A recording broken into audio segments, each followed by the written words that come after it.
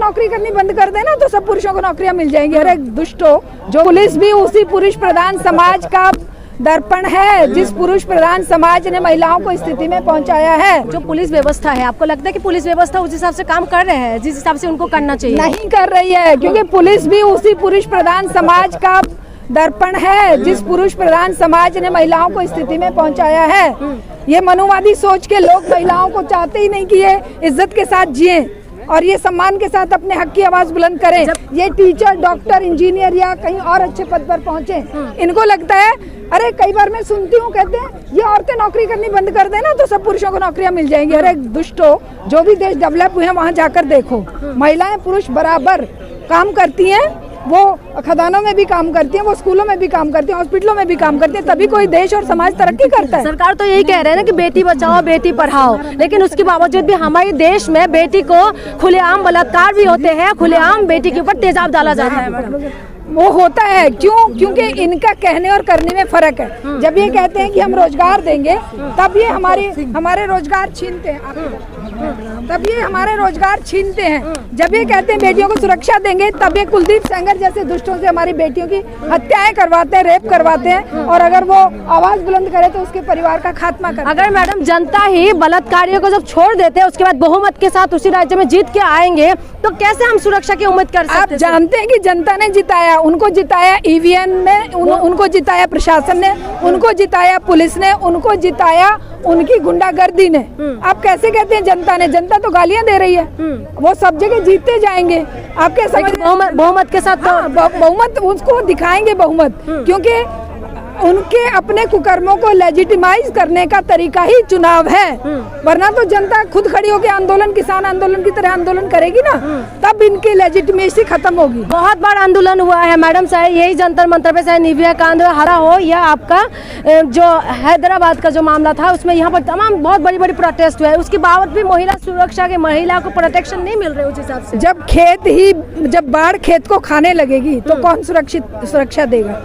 किस लिए होती है बाढ़? कि वो उसमें जंगली जानवरों को आने से रोके। लेकिन ये जंगली जानवर जब सत्ता में बैठे हैं तो हमारी बेटियां सुरक्षित कैसे रहेंगी? निविया फंड से जो गाड़ी खरीदा था, वो उनके उनको विधायकों को सुरक्षा चाहिए, मंत्रियों को सुरक्षा चाहिए, MP MLA खरीदने के लिए पैसा चाहिए, है ना? MP MLA खरीदने के लिए भी तो पैसे चाहिए होते हैं ना। अगर जनता वोट ना दे तो ये उनको खरीद लेंगे। तो व्यवस्था कैसे सुधरेंगे मैडम? आंदोलनों के जरिए। जन आंदोलन एकमात्र रास्ता है। हमारे युवा, हमारी महिलाएं, हमारे छात्र, हमारे युवा नौजवान जब सड़क पर उतरेंगे, तभी ये व्यवस्था सुधरेगी। उससे चुनाव से कोई व्यवस्था नहीं सुधरने वाली, किसी का कल्याण नहीं होना। महिला आवाज उठाए तो महिला के ऊपर धमकियां आते हैं। हाँ बिल्कुल, महिला आवाज उठाए, कोई जर्नलिस्ट आवाज उठाए, उसका चैनल बंद कर दिया जाएगा, उसे जेल में डाल दिया जाएगा, उसे देशद्रोही बताया जाएगा। कोई महिला उठाएगी तो उसे टुकड़ा टुकड़ा गैंग बता दिया जाएगा, जैसे पादुकोण के लिए बोला जा रहा है। और कोई हमारे जैसा बुद्धिजीवी उठाएगा, सुधा भारद्वाज जैसा, उसको कहेंगे कि भाई ये मोदी की हत्या में, साजिश में वो थे। हिटलर शाही चल रही है, लेकिन हिटलर शाही कभी स्थायी नहीं होती है। इसकी उम्र बहुत कम होती है। अन्याय अत्याचार की उम्र बहुत कम होती है। ये आदिवासियों को बेदखल करने पे लगे हैं, ये संसाधनों को बेचने पे लगे हैं, बेटियों को खतरे में डाल रहे हैं। ये सारी व्यवस्था को एक बहुत ही मतलब सड़ी गली फ्यूडलिस्टिक व्यवस्था में परिवर्तित करने की सोच रहे हैं। लेकिन ये डेमोक्रेटिक युग है। इस डेमोक्रेसी के युग में सबको सड़क पर उतरकर आवाज बुलंद करने का हक है। और ये जब तक हम इस जनता को नहीं समझा पाएंगे, आप लोगों की भी जिम्मेदारी है, हमारी भी जिम्मेदारी है कि हम जनता को समझाएं कि भाई वोट से कुछ नहीं होने वाला, क्योंकि वोट इनकी मुट्ठी में कैद है।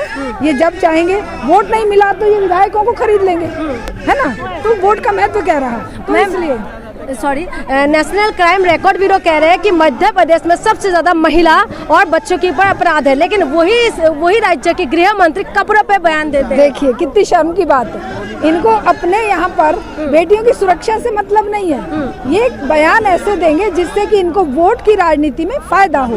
वोट की राजनीति को कंसोलिडेट, अभी 24 के चुनाव आ रहे हैं, हर कोई इस कोशिश में लगा है कि किस तरह से हिंदुओं के वोट को अपनी तरफ खींचा जाए।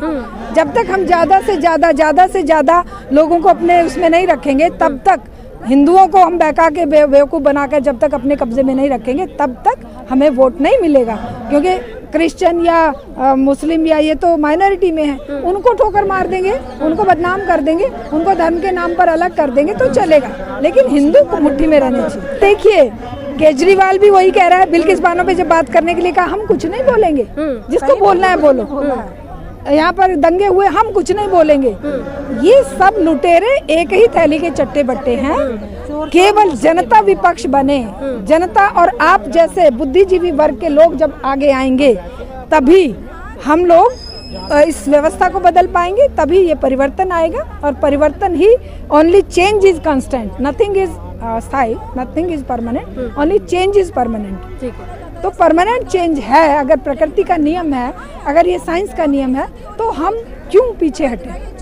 तो ये अच्छी बात है कि हम इस तरह के आंदोलनों को लगातार जारी रखें और आगे बढ़ें। ठीक है, धन्यवाद मैम। देखिए ये महिला सुरक्षा के लिए ये लोग यहाँ पर पहुंचे हैं कि महिला को सुरक्षा प्रदान किया जाए। देखना ये होगा कि महिला कितना ज़्यादा सुरक्षित है। यही जंतर मंतर है जहाँ पर निर्भया कांड के बाद तमाम लोग जो आके यहाँ पर इकट्ठा हुए थे। उसके बाद का हैदराबाद की जो बेटी है उसके बाद भी यहाँ पर बहुत लोग आए हैं, आंदोलन भी करे हैं, लेकिन उसके बावजूद कि महिला अपराध रुक नहीं रहे हैं। जिस गृह मंत्री ने ये बात कहे है कि दीपिका पादुकोण का जो कपड़ा है वो भगवा है और जिसकी वजह से उनकी पवित्रता नष्ट हुए है, वही राज्य में जो अपराध है महिला और जो बच्चे के ऊपर सबसे ज्यादा अपराध है, नेशनल क्राइम रिकॉर्ड ब्यूरो कहते हैं। तो अपराधों को रोकने का उनका जिम्मेदारी है या कपड़े पर सवाल करना उनका जिम्मेदारी है। हमारे साथ और भी लोग हैं, हम उनसे बातचीत करते हैं। सर नमस्ते। सर आप लोग आज यहाँ पर आए थे महिला सुरक्षा पे बात करने के लिए, लेकिन यहाँ पर यही जगह है जहाँ पर आंदोलन बार बार हुआ भी है, हमने भी देखा है और आप लोगों ने भी करा भी है। क्या लगता है कि ये अपराध ऐसे ही चलता रहेगा, कैसे रुकेंगे? क्योंकि पुलिस व्यवस्था भी तो कोई सही नहीं है।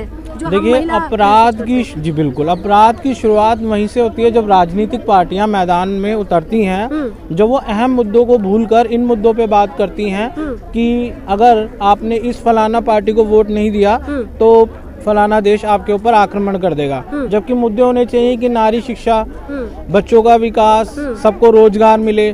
जब वो मुद्दे ही नहीं होंगे और जब चुनाव के वक्त कोई प्रशासनिक अधिकारी जो ये शराब बांटते हैं या लोगों को प्रलोभन देते हैं या बड़े बड़े जुलूस निकालते हैं, तो ये गुंडों और मवालियों का साथ देके ही निकाले जाते हैं। तो कानून व्यवस्था इस वक्त जब वो लचर इसलिए होती है कि कोई भी वो गलत काम करते हैं, जैसे शराब या कुछ भी ऐसी चीज़ें बांटते हैं, उस वक्त पुलिस को भी ये इन्फॉर्मेशन होती है, बट किसी हद तक उसमें लापरवाही रहती है क्योंकि वो जानते हैं कि ये फलानी राजनीतिक पार्टी से संबंध रखता है।